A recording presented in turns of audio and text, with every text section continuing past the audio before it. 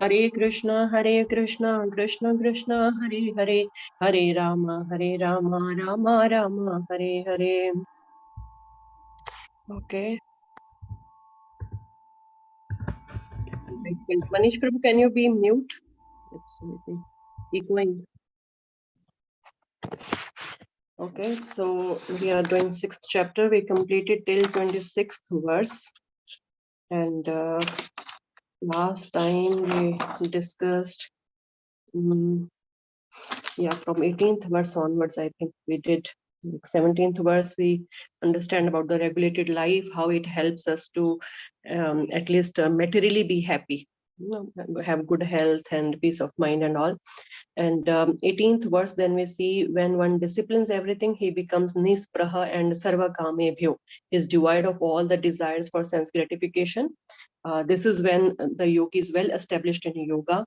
So then 19th verse, again, example is given of how one controls the mind, like a lamp which doesn't waver in a windless environment. That's how the yogi's mind has to be, not distracted by anything.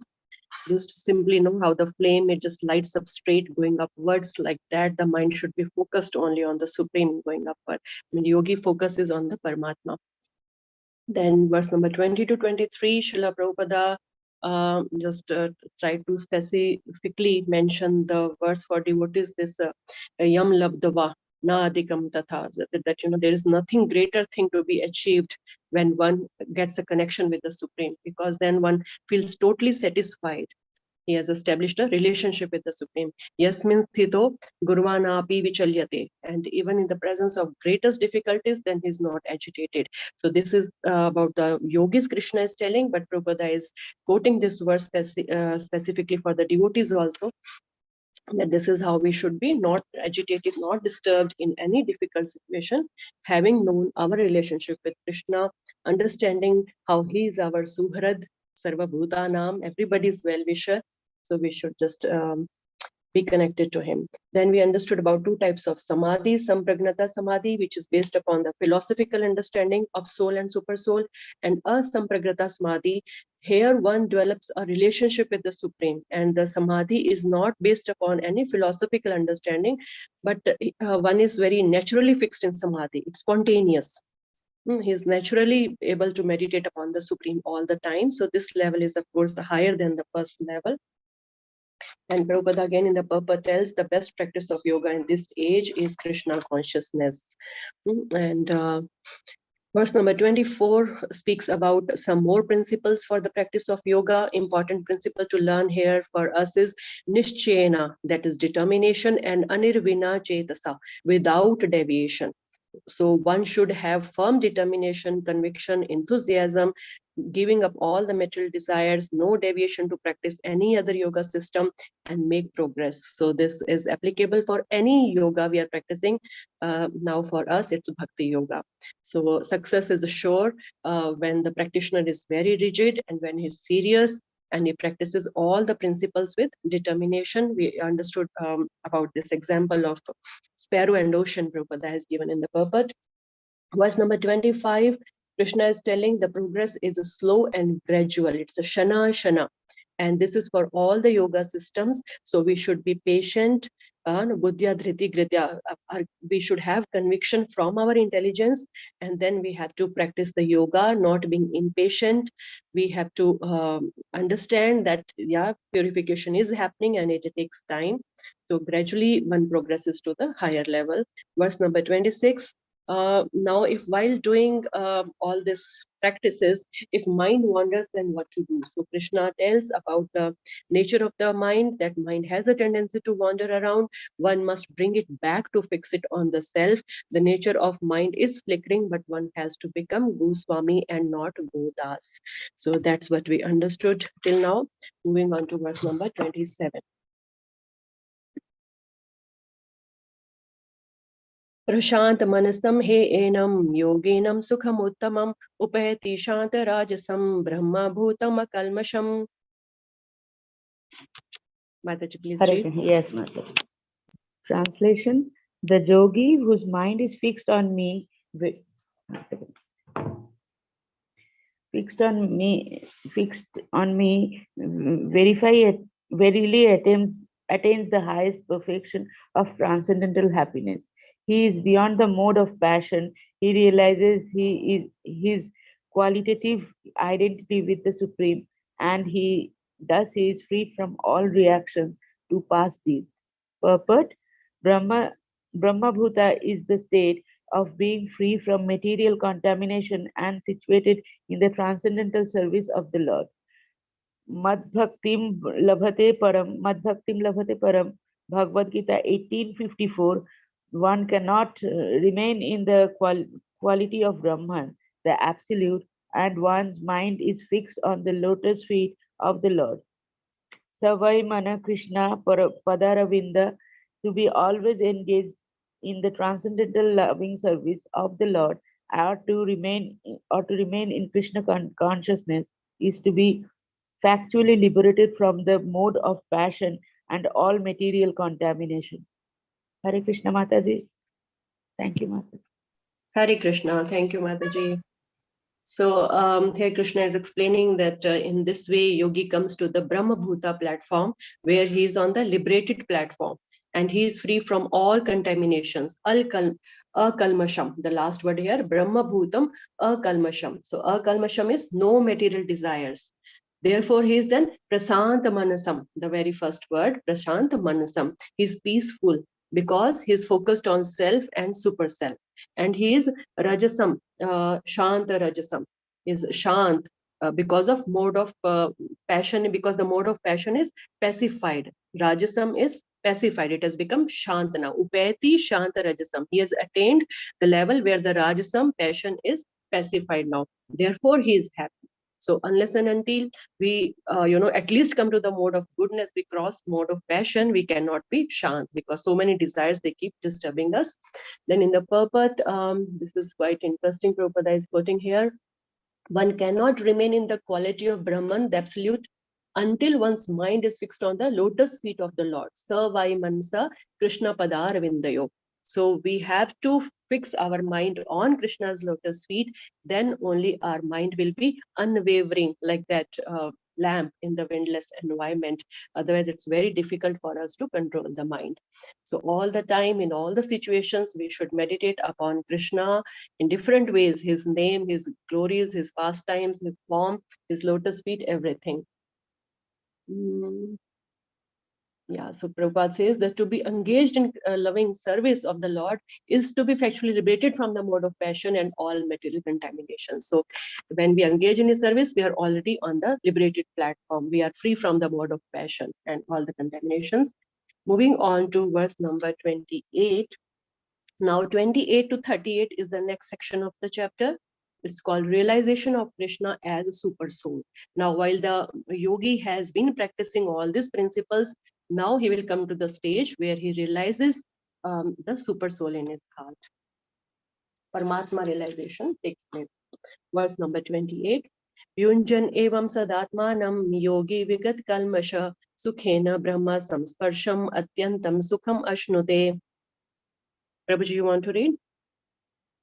What we have? Chitresh Prabhu, yeah, please.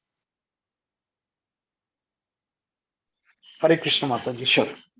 Translation, thus the self-controlled yogi constantly engaged in yoga practice becomes free from all material contamination and achieves the highest stage of perfection, highest stage of perfect happiness in transcendental loving service to the Lord.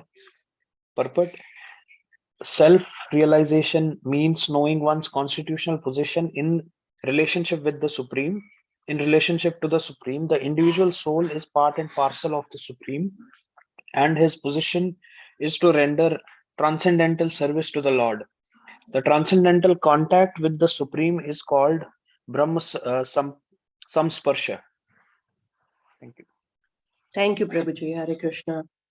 So now yogi comes to the liberated platform that is free from all contaminations. Yogi vigata kalmashaha. Kalmasha is, we just understood in the previous verse also, all the contaminations, material contaminations.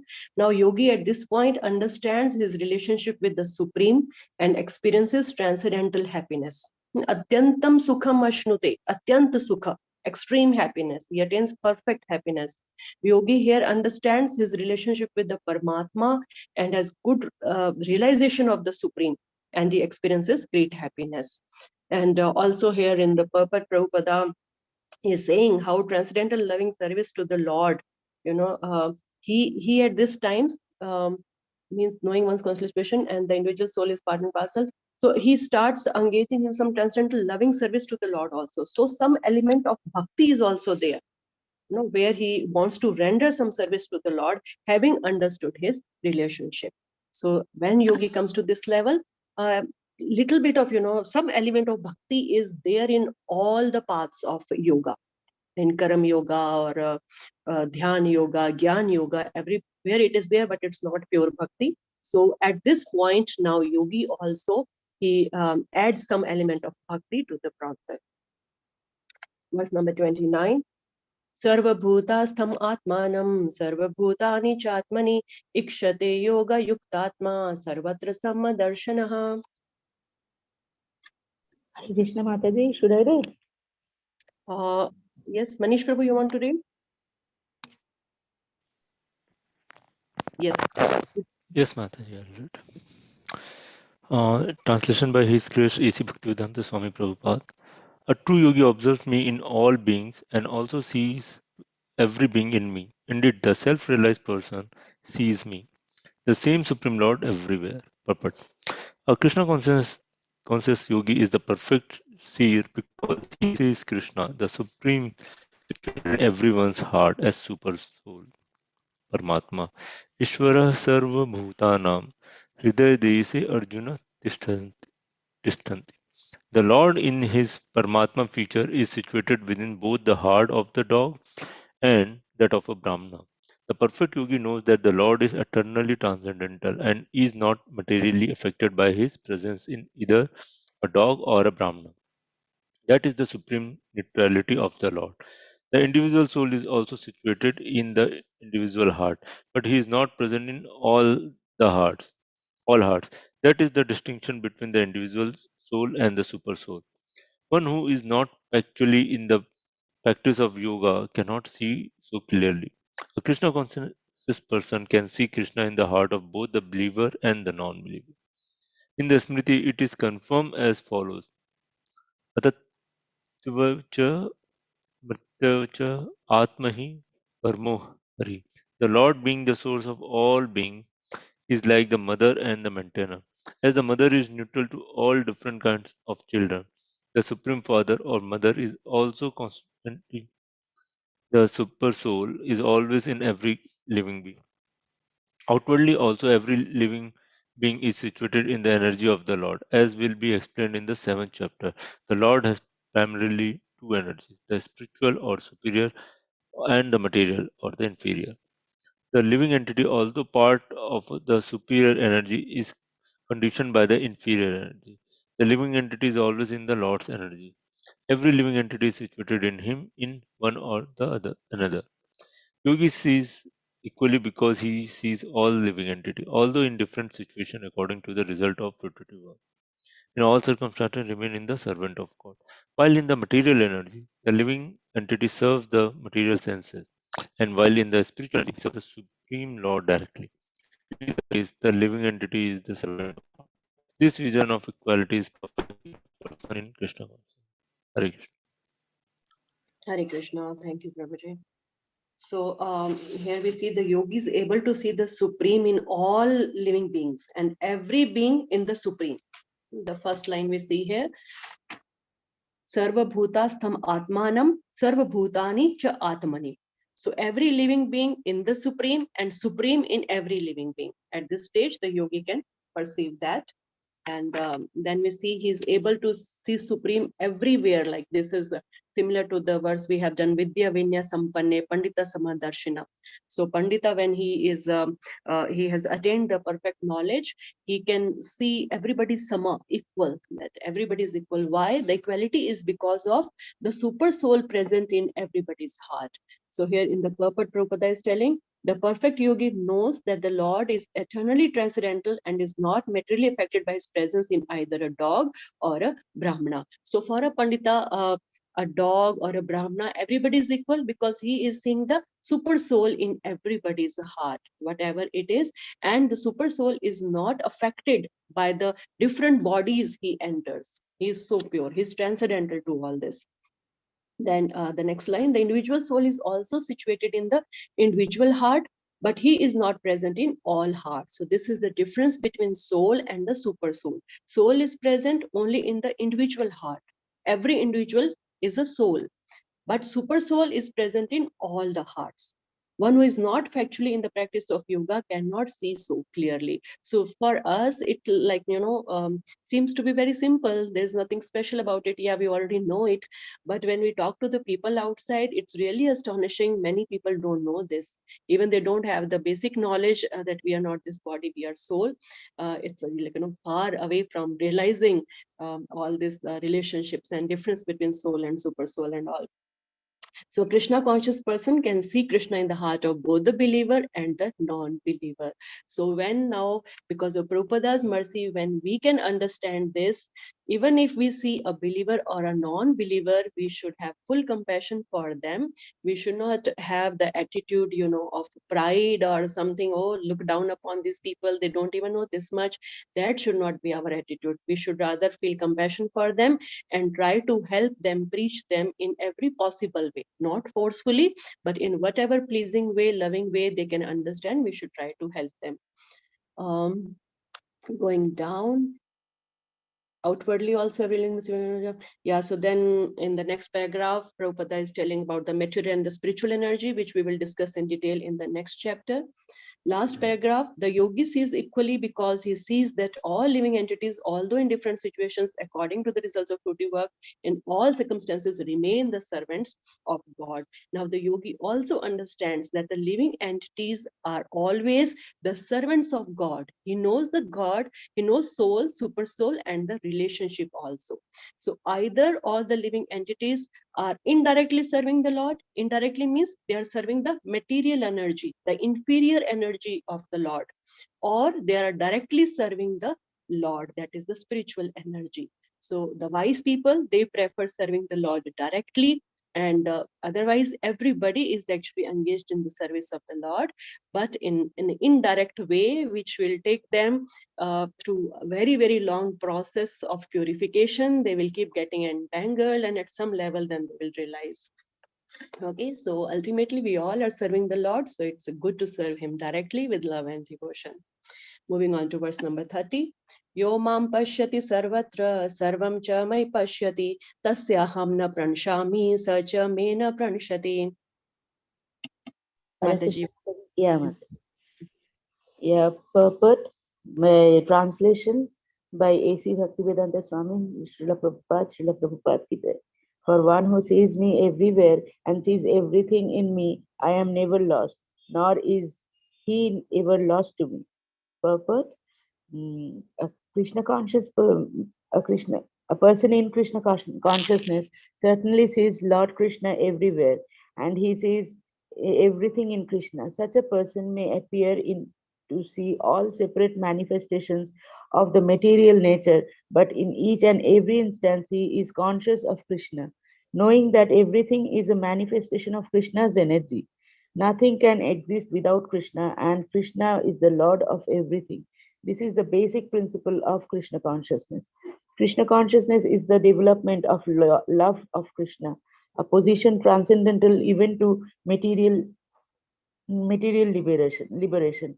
At this stage of Krishna consciousness, beyond self-realization, a devotee becomes one with Krishna, and in the sense that Krishna becomes everything for the devotee, and the devotee becomes full of love, full in loving Krishna. An intimate relationship between Lord and the devotee then exists. In that stage, the living entity can never be annihilated, nor is the personality of Godhead ever out of sight of the devotee. To merge in Krishna is spiritual annihilation. A devotee takes no such risk. It is stated in the Brahma Samhita 5.38, Premanjana Churita Bhakti Vilochana Santa Sadaiva Hridayeshu Vilokayanti. Yam Shyama Sundaram Achinta Guna Swaswatipatha Govindam Adi Purusham Tamaham Bhajami. I worship the primeval Lord Govinda, who is always seen by the devotee who sees, whose eyes are anointed with the pulp of love. He is seen in his eternal form of Shyama Sundara, situated within the heart of the devotee. At this stage, Lord Krishna never disappears from the sight of the devotee, nor does the devotee ever lose sight of the Lord. In the case of a yogi who sees the Lord as Paramatma within the heart, the same applies. Such a yogi turns into a pure devotee and cannot bear to live for a moment without seeing the Lord within himself. Hare Krishna Mataji. Thank you, Mataji. Thank you, Mataji. So when the yogi comes to this level of relationship with the Lord, how does the Lord reciprocate with him? No, then the Lord is always in the vision of the yogi. It's his mercy that this yogi is able to perceive him everywhere, see him everywhere. And yogi can see Paramatma everywhere. He's not having the direct realization of the Supreme Lord, but Paramatma feature he can see in everybody's heart. And we see Prabhupada has again given a Krishna conscious commentary here. So at this stage of Krishna consciousness, Prabhupada is telling in the purport, beyond self-realization, the devotee becomes one with Krishna in the sense that Krishna becomes everything for the devotee and the devotee becomes full in loving Krishna. So for a yogi, we see in the translation, one who sees me everywhere and sees everything in me. And for a devotee, it's directly Krishna now. So he can see Krishna everywhere. He becomes one with Krishna. Doesn't mean he merges with Krishna, but it's like he can see Krishna in everybody's heart. He can see Krishna in everything around him, not just the Paramatma feature in the heart, but everything he sees around belongs to Krishna. In some or the other way, we relate everything to Krishna, and Krishna becomes everything. Devotee becomes full in loving Krishna. An intimate relationship between the Lord and the devotee then exists. In this stage, the living entity can never be annihilated, nor is the personality of Godhead ever out of sight of the devotee. So nothing can annihilate him, nothing can disturb him or destroy him. He's got full connection with Krishna. Then Prabhupada is quoting this Brahm Samhita verse. So again, a devotee sees Krishna as a Shyam Sundar. A yogi sees him as Paramatma. So Yam Shyam Sundara Chintya Guna Savrupam. He can see the Shyam Sundar form everywhere. So eventually, now what happens to this yogi? Because he is seeing Paramatma everywhere and the element of bhakti has also come. That is, he wants to render loving service to that Paramatma. He's feeling so much happiness, so peaceful. Atyant Sukham he has got. So by the mercy of some devotee then, the last paragraph, Prabhupada is telling, a yogi who sees the Lord as Paramatma within the heart, such a yogi turns into a pure devotee. How does it turn into the pure devotee? By the mercy of some devotee. So this is how from Dhyāna-yoga, he progresses to the next step on the yoga ladder of Bhakti Yoga. So when yogi is at this level, he is very close to realize Krishna form of the Lord, but he needs mercy of the devotee for doing so. Bhakti we cannot attain on our own. This is what we need to understand. We get bhakti from Krishna through his pure devotees. So somehow or other devotees intervene, they engage us directly, indirectly, however, in Krishna's service, and that's how bhakti enters our life. So after this, the yogi, he engages in devotional service, because he's already seen Paramatma in everyone's heart. He's already on the elevated platform. He's quite pure. So it becomes very easy for him to take up bhakti. Just the matter of when a devotee will show mercy to him. Verse number 31. Sarvabhuta sthitham yo mam bhajati ekatvam ashitah sarvatha vartamanopi sa yogi mai vartate. Prabhuji, you would read? Yes. Translation: such a yogi who engages in worshipful service of the super soul, knowing that I and the super soul are one, remains always in me in all circumstances. Purport: a yogi who is practicing meditation on the super soul sees within himself the plenary plenary portion of Krishna as Vishnu, with 4 hands holding conch shell, wheel, club, and lotus flower. The yogi should know that Vishnu is not different from Krishna. Krishna in this form of super soul is situated in everyone's heart. Furthermore, there is no difference between the innumerable super souls present in innumerable hearts of the living entities. Nor is there a difference between a Krishna conscious person always engaged in transcendental loving service of Krishna and a perfect yogi engaged in meditation on the super soul. The yogi in Krishna consciousness, even though he may be engaged in various activities while in material existence, remains always situated in Krishna. This is confirmed in Bhakti Rasamrita Sindhu 1.2.187 of Srila Rupa Goswami. Nikhilasva api avasthasu jivan mukta sa uchyate. A devotee of the Lord, always acting in Krishna consciousness, is automatically liberated. In the Narad Pancharatra, this is confirmed in this way. Dikaladi anavachinne Krishne cheto vidhaya cha tanmayo bhavati shipram jivo brahmani yojayet. By concentrating one's attention on the transcendental form of Krishna, who is all pervading and beyond time and space, one becomes absorbed in thinking of Krishna and then attains the happy state of transcendental association with him. Krishna consciousness is the highest stage of trance in yoga practice. This is very understanding that Krishna is present as Paramatma in everyone's heart makes the yogi faultless. This very understanding that Krishna is present as Paramatma in everyone's heart makes the yogi faultless.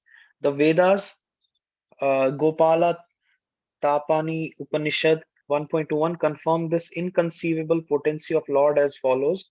Eko api san bahuddha yo avabhati. Although the Lord is one, he is present in innumerable hearts as many. Similarly, in Smriti Shastra, it is said, Eka eva paro Vishnu sarvavyapi na samshaya Aishwaryad Rupam Ekam Cha Suryavat Bahudhyate. Vishnu is one, and yet he is certainly all pervading by his inconceivable potency in spite of his one form. He is present everywhere as the sun appears in many places at once. Hare Krishna. Hare Krishna. Thank you, Prabhuji.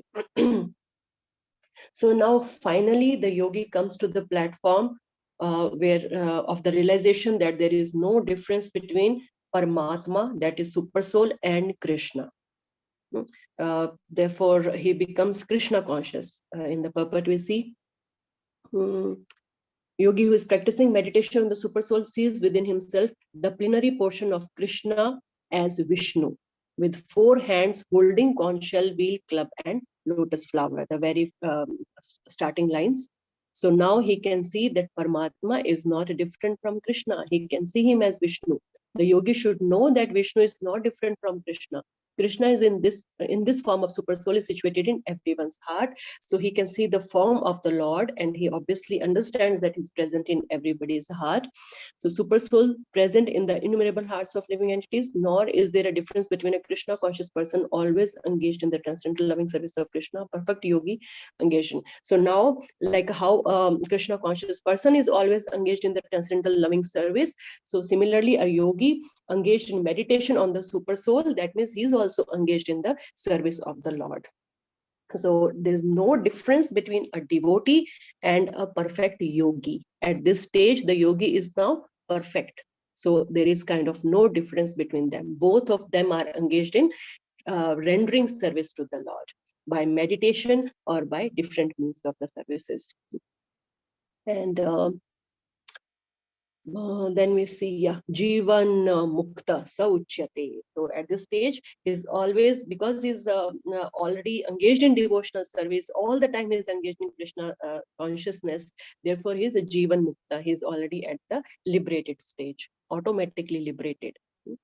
And going down, Prabhupada has quoted other verses from Narada Pancharatra and Smriti Shastra to just help us understand that how Krishna is one, but he is all pervading, he is present everywhere by means of different energies. And in the last, we see how the example of sun is given, that a sun, as the sun appears in many places at once, though there is just one sun, but it appears and it can be seen at different places. So similarly, Vishnu is one, but he is all pervading, his inconceivable potency in spite of his one form. He can be seen in different forms at different places simultaneously also. Okay, moving on to verse number 32. Atmanupena sarvatra sammam pashyati yo Arjuna sukham vayadi va dukham sa yogi paramo matah. Manish Prabhu, you want to read? Okay, Mataji. So the translation and purport by His Grace A.C. Bhaktivedanta Swami Prabhupada. He is a perfect yogi who, by comparison to his own self, sees the true quality of all beings in both their happiness and their distress, O Arjuna. Purport. One who is Krishna conscious is a perfect yogi. He is aware of everyone's happiness and distress by dint of his own personal experience. The cause of this distress of a living entity is forgetfulness of his relationship with God, and the cause of happiness is knowing Krishna to be the supreme enjoyer of all the activities of the human being, the proprietor of all lands and planets, and the sincere friend of all living entities. The perfect yogi knows that the living being who is conditioned by the modes of material nature is subjected to the threefold material miseries due to forgetfulness of his relationship with Krishna. And because one in Krishna consciousness is happy, he tries to distribute the knowledge of Krishna everywhere.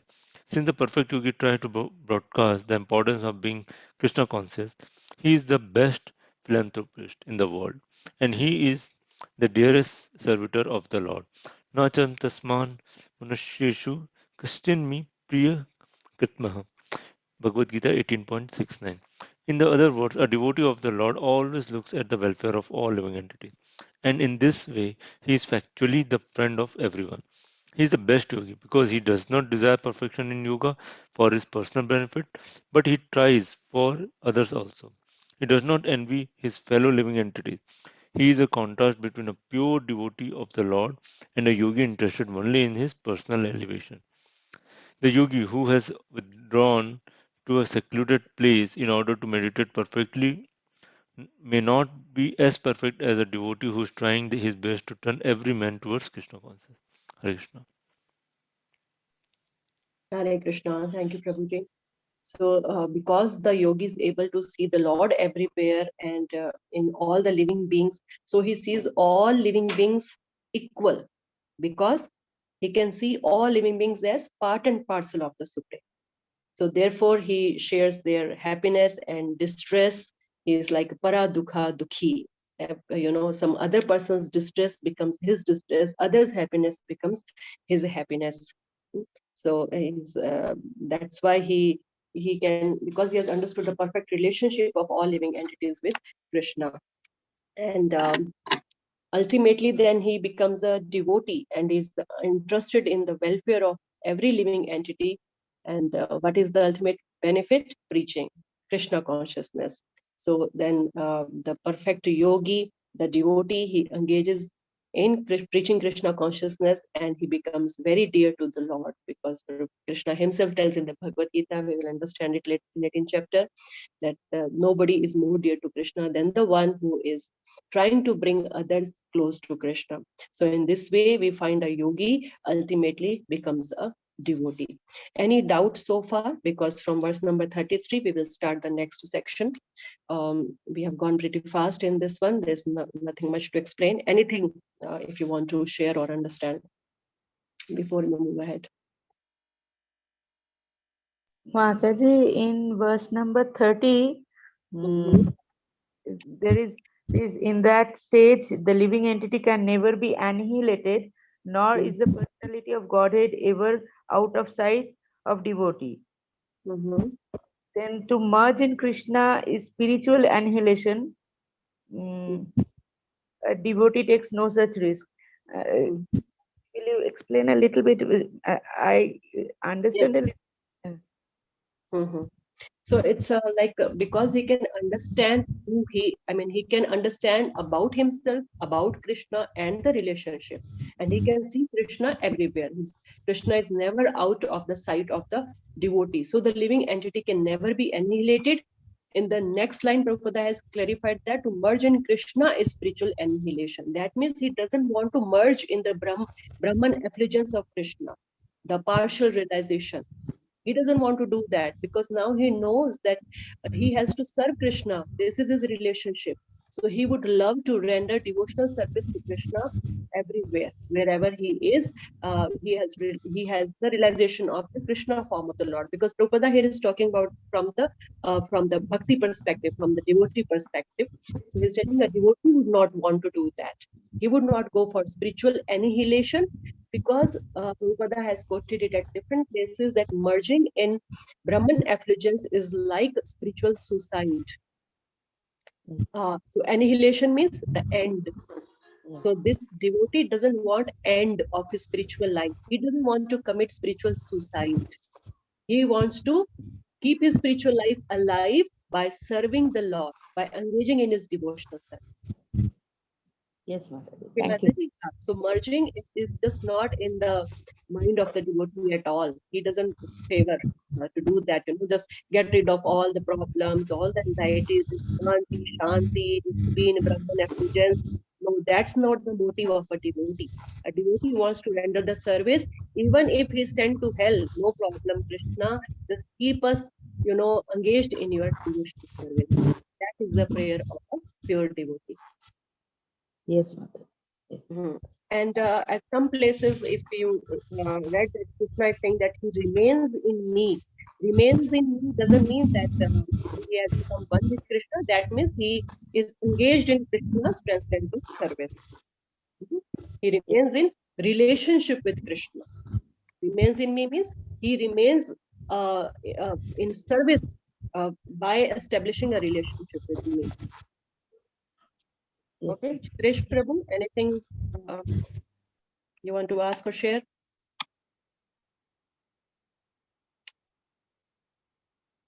Okay, so we'll move on to verse number 33. So from 33 to 36 now is the next section where Arjuna is rejecting the Ashtanga Yoga.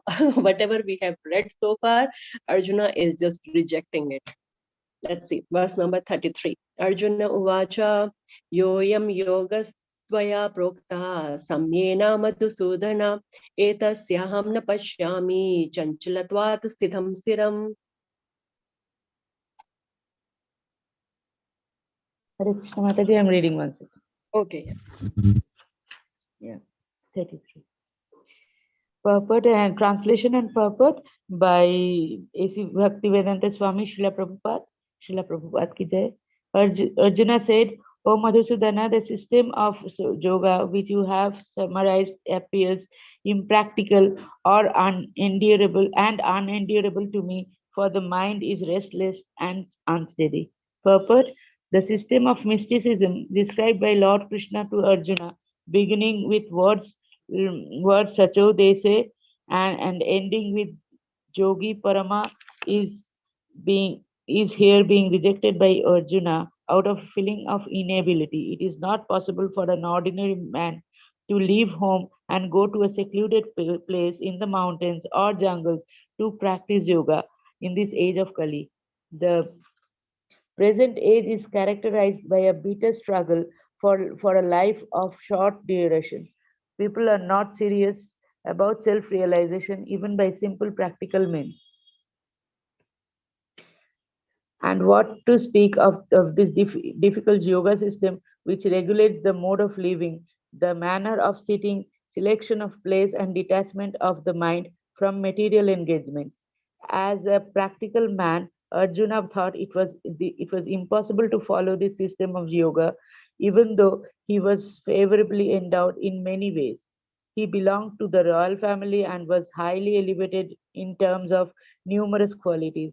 He was a great warrior. He had a great longevity. He had great longevity, and above all, he was the most intimate friend of Lord Krishna, the Supreme Personality of Godhead. 5,000 years ago, Arjuna had much better facilities than we do now, yet he refused to accept this system of yoga. In fact, we do not find any record of in history of his practicing it at any time. Therefore, this system must be considered generally impossible in this age of Kali. Of course, it may be possible for some very few rare men, but for the people in general, it is an impossible proposal. If these were so 5,000 years ago, then what of the present day?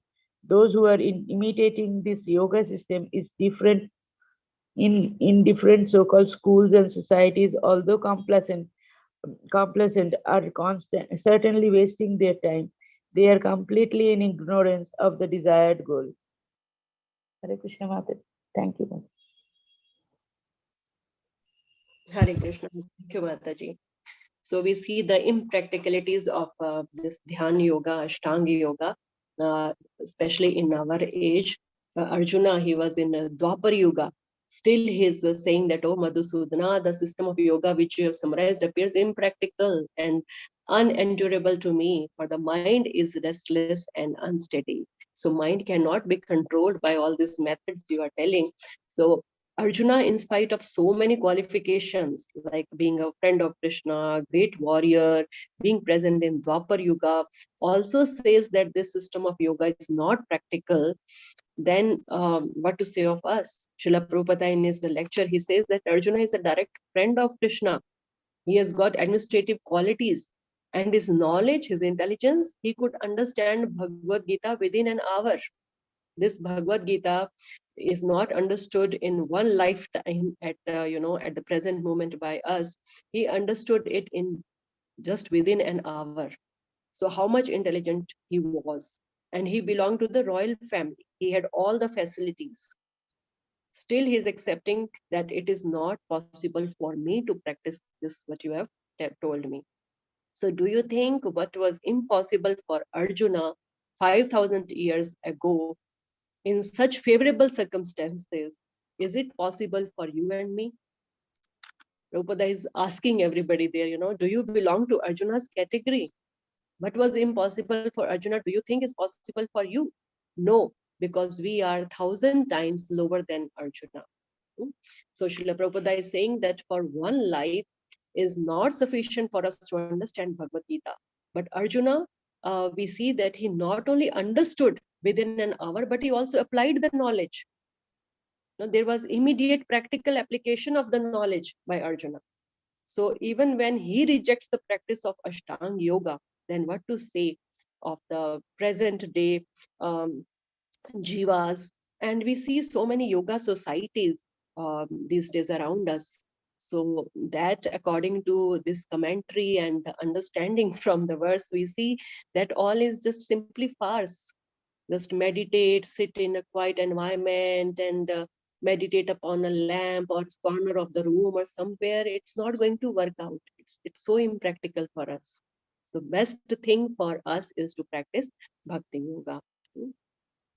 And there's Vishwanath Chakravarti Thakur's commentary also on this verse. He says that Arjuna is here saying that I don't see the permanence of this yoga, which has achieved equal vision.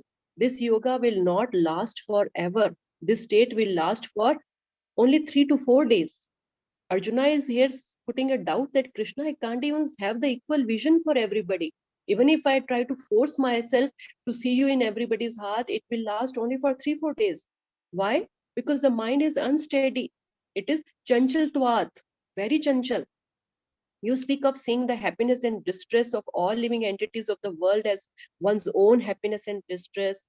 One can maintain such equal vision for friend or neutral persons, but it is not possible for me to see as equal at all times. Sometimes we may have that feeling, but not at all times. So then he says that the happiness and distress of Yudhishthira and Duryodhan, I can't see it equal. I can't have equal vision for both of them. I can't have the same feeling for their happiness and distress. Even if by intelligence you see equally the jiva, the paramatma, the pranas, senses, bodily element of oneself, one's enemies, but it will only be for 2-3 days. Therefore, the fickle mind is stronger than the discriminating intellect. That this mind is even more intelligent. It is more sharp. It's stronger than the intelligence. It is so flickering. I cannot discriminate. I cannot use my discriminating intelligence. So one sees that the mind attached to the material enjoyment, it overcomes the intellect. So first we have to control the mind by engaging it in Krishna's service. Otherwise, it just overcomes the intellect. And even if we know that Krishna is present as Paramatma, okay, we are this body made of these elements, this and that, we cannot have the equal vision. So Krishna is putting forward whatever we all feel. Arjuna is putting forward whatever we feel. So we will see how Krishna will address it in verse number 34. Well, that's again Arjuna only, again talking about mind. Chanchalam hi mana Krishna parmathi balavadradam tasyaham nigram manne vayuriva sudushkaram. I will Chitresh. read Matane. Translation: the mind is restless, turbulent, obstinate, and very strong, O Krishna. And to subdue it, I think it is more difficult than controlling the wind. Purport: the mind is so strong and obstinate that it sometimes overcomes intelligence. Although the mind is supposed to be subservient to the intelligence, for a man in the practical world who has to fight so many opposing elements, it is certainly very difficult to control the mind. Artificially, one may establish a mental equilibrium toward both friend and enemy, but ultimately, no worldly man can do so, for this is more difficult than controlling the raging wind. In the Vedic literature, Katha Upanishad 1.3.3 and 4, it is said, Atmanam Ratinam Vidhi Shariram Ratham Evacha Buddhim tu Sarahim Vidhi Manah Pragraham Evacha Indriyani Hayan Ahur Vishayam Steshu Gocharan Atmendriya Mano Yuktam Bhokteti Ahur Manish. The individual is the passenger in the car of material body and intelligence is the driver. Mind is the driving instrument and the senses are the horses. The self is the enjoyer or sufferer in association of the mind and senses. So it is understood by great thinkers. Intelligence is supposed to direct the mind, but the mind is so strong and obstinate that it often overcomes even one's own intelligence, as an acute infection may surpass the efficacy of a medicine. Such a strong mind is supposed to be controlled by the practice of yoga, but such practice is never practical for a worldly person like Arjuna. And what can we say of a modern man? The simile used here is appropriate. One cannot capture the blowing wind, and it is even more difficult to capture the turbulent mind. The easiest way to control the mind, as suggested by Lord Chaitanya, is chanting Hare Krishna, the great Mahamantra for deliverance in all humility. The method prescribed is Savai Mana Krishna Padarya Vindho. One must engage one's mind fully in Krishna. Only then will there remain no other engagements to agitate the mind. Hare Krishna. Hare Krishna. Thank you, Prabhuji.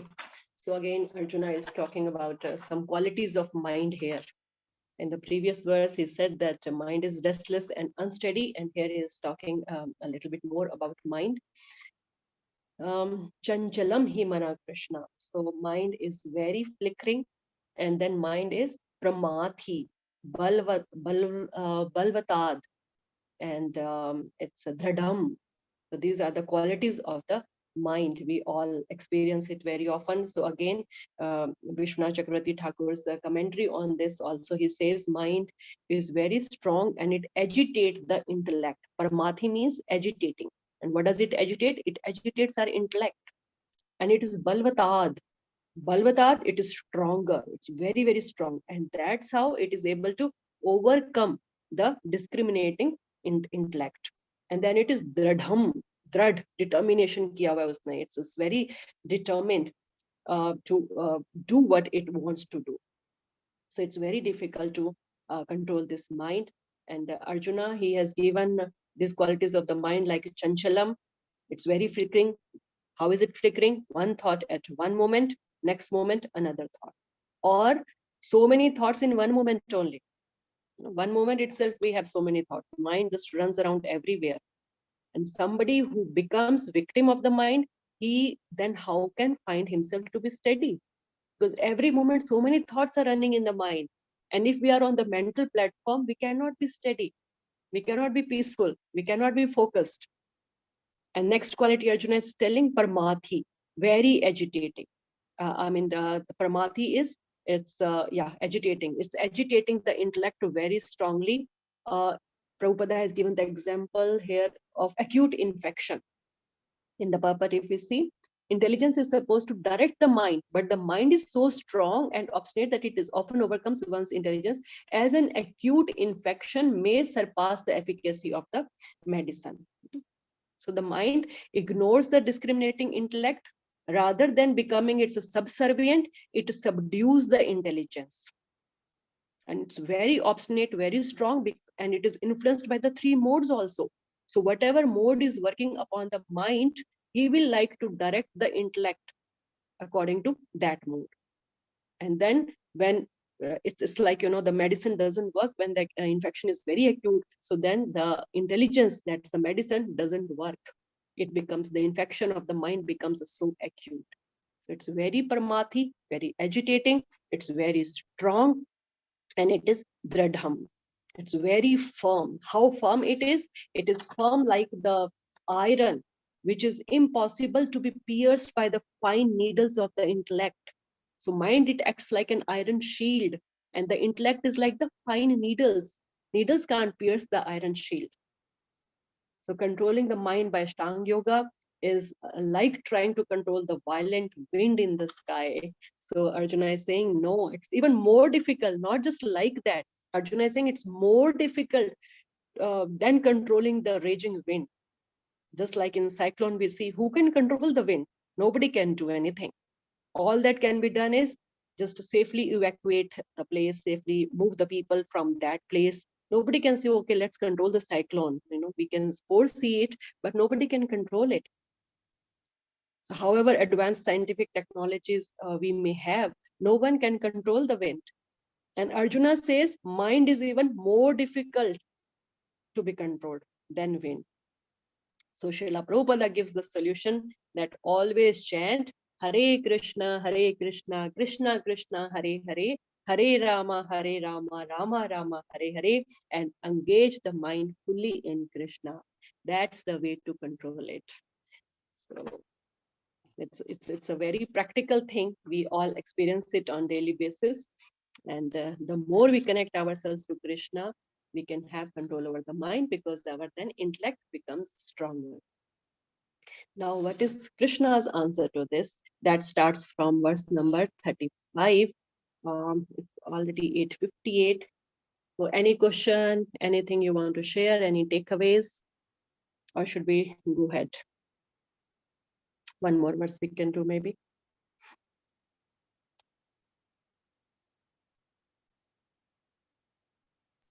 Yes, Mataji. Okay.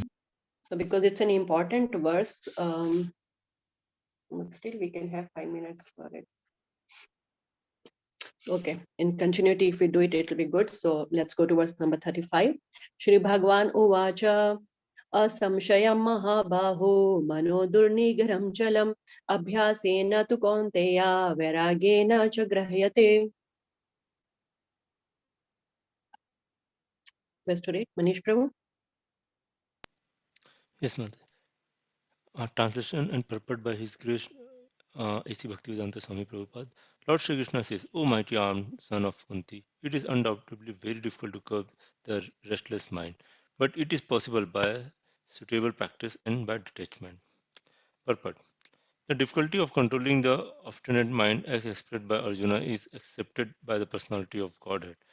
But at the same time, he suggests that by practice and detachment it is possible. What is that practice? In the present age, no one can observe the strict rules and regulation of placing oneself in a sacred place, focusing the mind on the super soul, restraining the senses and mind, observing celibacy, remaining alone, etc. By the practice of Krishna consciousness, however, one engages in 9 types of devotional service to the Lord. The first and foremost of such devotional engagement is hearing about Krishna. This is a very powerful transcendental matter for purging the mind of all misgiving. The more one hears about Krishna, the more one becomes enlightened and detached from everything that draws the mind away from Krishna. By detaching the mind from activities not devoted to the Lord, one can very easily learn Vairagya. Vairagya means detachment from matter and engagement of the mind in spirit. Impersonal spiritual detachment is more difficult than attaching the mind to the activities of Krishna. This is practical because by hearing about Krishna, one becomes automatically attached to the Supreme Spirit. This attachment is called Parasambhuva, spiritual satisfaction. It is just like the feeling of satisfaction a hungry man has for every morsel of food he eats. The more one eats while hungry, the more one feels satisfaction and strength. Similarly, by discharge of devotional service, one feels transcendental satisfaction as the mind becomes detached from material objectivity. It is something like curing a disease by expert treatment and appropriate diet. Hearing the transcendental activities of Lord Krishna is therefore expert treatment of the mad mind, and eating the food stuff offered to Krishna is the appropriate diet for the suffering patient. That this treatment is the process of Krishna consciousness. Hare Krishna. Hare Krishna. Thank you, Prabhuji. So after this conclusion of Arjuna, now we see what Krishna replies. Krishna is accepting the qualities of the nature of the mind. Asamshayam mahabahu. That no doubt it's very difficult to control the mind. Mano durnigraham chalam. Yes, no doubt it's very difficult to control the mind. But then Krishna gives the solution. What is that solution? What is that solution? Abhyas tu kaunteya. Vairagya inja grahyate. So abhyas and the vairagya. In the next 2 lines, these 2 words are very, very important for us to understand. Abhyas means practice. Srila Prabhupada says in the purport we see, the first and foremost of such devotional engagement is hearing about Krishna. So the practice of, there are 9 types of devotional services. We can practice that. The first and the foremost is hearing about Krishna. This is a very powerful transcendental method for purging the mind of all misgivings. The more one hears about Krishna, the more one becomes enlightened and detached from everything that draws the mind away from Krishna. So abhyas we have to do of hearing about Krishna, hearing the holy names, hearing about the philosophy, hearing about the pastimes of Krishna, and then the mind will be able to focus on these things. And the more mind focuses on Krishna, the more one will develop vairagya, that is detachment. One develops detachment from the material things, and then mind can be controlled. So unless and until mind is withdrawn from all the material objects, the desires, it cannot be controlled. And how can it be withdrawn? It has to be engaged somewhere by focusing it upon Krishna. So by discharge of devotional service, one feels transcendental satisfaction because mind is now detached from material objects. So therefore, it is not going to agitate us anymore, not going to disturb us anymore. In Srimad Bhagavatam also, we have the verse, Nasht Prayeshu Abhadreshu Nityam Bhagavata Sevaya. So when Nityam we are serving Bhagavat, then what happens? Nasht Prayeshu Abhadreshu. So all the unwanted things, all the abhadreshu things in our mind, in our consciousness, they get cleansed. And as the consciousness, the mind becomes purified, one focuses upon Krishna more and more, and the mind can be controlled more and more. Prabhupada concludes the purport, the last part, hearing of the transcendental activities of Lord Krishna is therefore expert treatment for the mad mind. And eating the foodstuff offered to Krishna is the appropriate diet for the suffering patient. So whenever we have to undergo some treatment to cure some disease, we are given the medicine, the treatment, and the diet also. So the treatment for our mad mind is hearing about Krishna, and the diet is honoring Krishna Prasadam. So hearing about Krishna is really, really important. When we chant, we have to really focus that we are able to hear what we are chanting. Starting from Hare till the last part, we have to keep hearing each and every word. At least, mind will keep running, but bring it back, and that's how we do it. So more we practice. So the practice of this focusing our mind on Krishna, it has to be repeated. It's a constant process. It has to be practiced throughout one's life. Abhyas. Abhyas kya hota hai? It's not like one day I do it and my mind will be under control. We have to practice it throughout our life, not just 1 year, 1 day or anything. So if one is constantly focusing upon Guru, Sadhu, Shastra, all their instructions, all the principles, then even when the mind is alluring in different ways, it might get distracted in different ways. Uh, one will be determined to follow the instruction. We keep hearing, we keep repeating, we keep practicing. Even if something is distracting, we bring it back. We will be able to bring it back then. Therefore, it is Nityam Bhagavat Sevaya. Every day we have to read about Krishna, we have to chant attentively. And that's why Prabhupada has asked us to chant, read, hear every day. It's not that we can go on vacation someday. Okay, Sundays, it's okay if you don't chant 16 rounds. It's okay if you don't read anything. No, every day we have to do that. When this is a repeated practice, then only our mind, our consciousness is cleansed of the disease that we are having from time immemorial. How can we just cleanse it off in a day or so? So we can't expect to cure this disease in 1 day, 1 year, 10 year, 30 year. No time for the curement. We have to just keep practicing, practicing, practicing. That's it. That's why in the previous verses we read, Utsaha Nishchad Dhairya. We have to be enthusiastic. We have to apply this process every day constantly with full enthusiasm, with full determination, nishchay. And we have to practice it with patience, dhairya. That yes, it will work. It will work. Our acharyas, our guru, sadhu, shastra telling, so it will work. And as one goes on practicing in this manner, he becomes attached to Krishna, and then slowly and gradually he becomes detached from the material objects, from the sense gratification. And we will be able to control the mind. So it's 9:07 already. Thank you so much for reading Bhagavad Gita today with us. May Srila Prabhupada be pleased by this service. We offer this service to Srila Prabhupada. So Srimad Bhagavad Gita ki jai, Srila Prabhupada ki jai. Anything you want to share or add? Mataji Prabhuji?